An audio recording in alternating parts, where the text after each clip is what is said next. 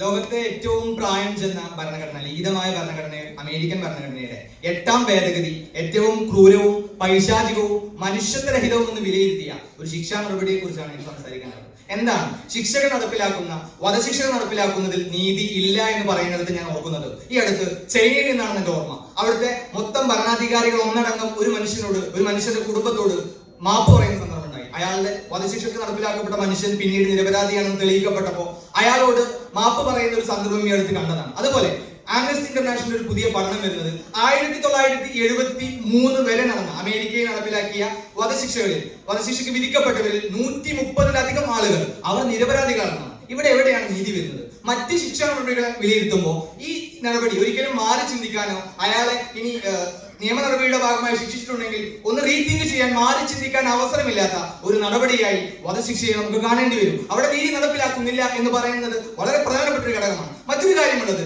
ഈ മനുഷ്യരെ ശിക്ഷിക്കുന്നത് മുഖാന്തരം അത് സമൂഹത്തിന് ഒരു മെസ്സേജ് കൊടുക്കുന്നു, ഒരു മാറി ചിന്തിക്കാനുള്ള അവസരം കൊടുക്കുന്നു. ഉണ്ടോ? അങ്ങനെ ഇല്ല എന്നത് തന്നെ പഠനങ്ങൾ വരുന്നതായിട്ട് കാണുന്നത് 1989 നടന്ന ഐക്യരാഷ്ട്രങ്ങളുടെ UN പഠനം പറയുന്നത് നിയമങ്ങളെ അല്ലെങ്കിൽ വധശിക്ഷകൾ അടക്കമുള്ള മറ്റ് ശിക്ഷാ നടപടികളെ പരിശോധിക്കുമ്പോൾ അതിൽ വധശിക്ഷ ഒരിക്കലും ഒരു മനുഷ്യനെ മാറി ചിന്തിക്കാൻ കൊണ്ടുപോകുന്നു അല്ലെങ്കിൽ മാറി ചിന്തിപ്പിക്കുന്നു, അവർക്കൊരു പേടി തരുന്നു ഒരിക്കലും പറയാൻ കഴിയില്ല എന്നതാണ് ആ പഠനത്തിന്റെ അവസാനം. വധശിക്ഷ പരിഹാരമല്ല, നീതിയല്ല.